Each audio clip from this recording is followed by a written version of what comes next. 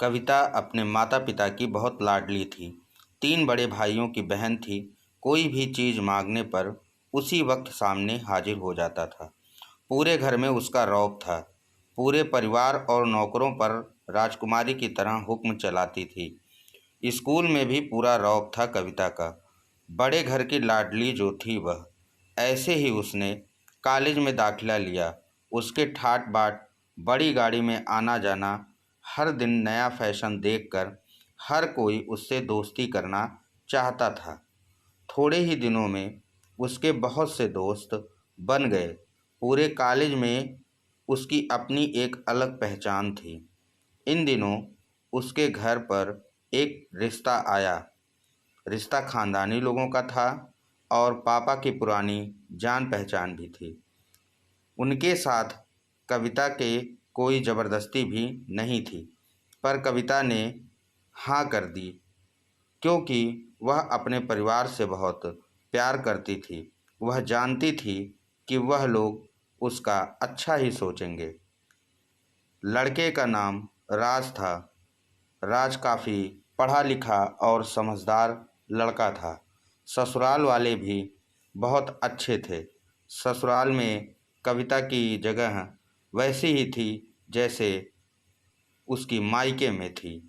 कोई भी कार्य कविता की सलाह के बिना नहीं होता था। सबकी लाडली बहू बन गई थी कविता।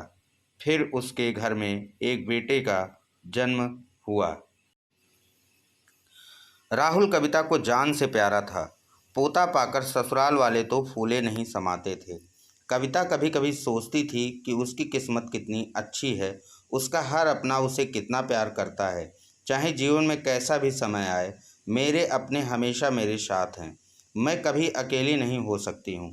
कितनी खुशकिस्मत हूँ मैं। पर शायद कविता की खुशियों को उसकी अपनी ही नज़र लग गई थी। एक दिन वह मायके जाने की जिद कर बैठी। राज को बहुत काम था, लेकिन वह फिर भी उसे ले गया। रास्ते में उनकी गाड़ी अन्य गाड़ी से टकरा जाती है। कविता, राज और राहुल बुरी तरह से जख्मी हो गए। काफ़ी दिनों के इलाज के बाद राज और राहुल तो ठीक हो गए, लेकिन कविता पूरी तरह से ठीक ना हो सकी। सर पर चोट लगने के कारण वह अपनी आंखों की रोशनी खो बैठती है। अब कविता की किस्मत जैसे उल्टे पांव चलने लगी। मायके वाले कुछ दिनों तक उससे मिलने आते रहे, फिर कभी कभार फ़ोन ही करके पूछ लेते थे कि अब कैसी हो। धीरे धीरे फ़ोन करने का भी सिलसिला कम हो गया। ससुराल वालों की सहानुभूति भी कम होने लगी। घर में किसी को पास बैठने के लिए कहती तो जवाब मिलता कि बहुत काम है, अब तुम भी हाथ नहीं बटा सकती हो। राज भी चिड़चिड़ा हो चला था। बस राहुल ही उसके साथ था, जिससे वह हंसते खेलते अपना वक्त गुजार लिया करती थी। एक दिन कविता के हाथ से कुछ सामान गिर गया, जिसकी वजह से राहुल को हल्की सी चोट लग गई। कविता के सास ससुर ने राहुल को उससे अलग कर दिया कि कहीं उसके ना देखने की वजह से उसके बच्चे को कोई नुकसान ना हो जाए। कविता अंदर से टूट चुकी थी।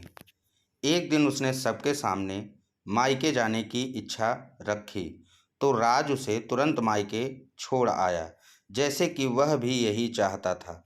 लेकिन राहुल को उसके साथ नहीं भेजा गया। कविता कभी भी राहुल से दूर नहीं रही थी, पर अपनी कमी के कारण उसने ज़्यादा बहस नहीं की। कविता को लगा कि वह 3-4 दिन वहाँ रहेगी तो थोड़ा हवा पानी बदल जाएगा, क्योंकि वह कितने दिनों से कहीं बाहर गई भी नहीं थी। घर वाले भी इतने दिनों बाद उसे देखकर कितने खुश होंगे। कविता के घर पहुंचने पर सब लोग बहुत खुश हुए। खाने में सब कुछ कविता की पसंद का ही बना था। उसने अपने मम्मी पापा और भाई भाभियों से दिल खोलकर खूब बातें की। उनके छोटे छोटे बच्चे भी उसे बुआ के साथ मिलकर घुल मिल गए थे। रात को सोने का वक्त जब वह कपड़े बदलने लगी, तो उसे पता चला कि उसका बैग तो बहुत भरा हुआ है। वह सब समझ गई। वह बहुत उदास हो गई। कुछ दिनों तक तो सब कुछ ठीक रहा, फिर जैसे सब बदलने लगा। सबका व्यवहार बदल रहा था। वह लोग जैसे थक चुके थे उससे। सब लोग घुमा फिरा कर पूछने लगे कि राज कब आ रहा है उसे ले जाने के लिए। वह भी बहाना बना देती थी, जबकि वह जानती थी कि उस घर में अब उसके लिए कोई जगह नहीं रही। कविता से चलते वक्त कुछ न कुछ नुकसान हो जाता था। थोड़ी बहुत टोका टाकी उसे सुनाई देती थी तो वह उसे टाल देती थी। एक दिन उसके हाथ से लगकर एक कीमती फूलदान टूट गया। छोटी भाभी ने बहुत हंगामा मचाया।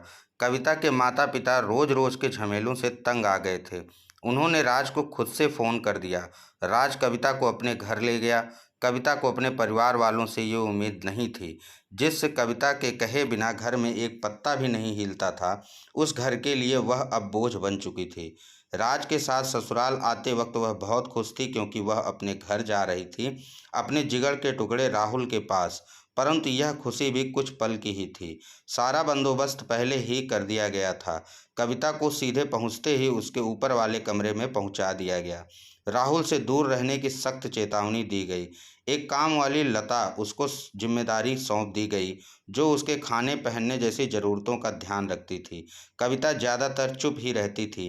कभी कभी काम वाली लता से थोड़ा बतिया लेती थी।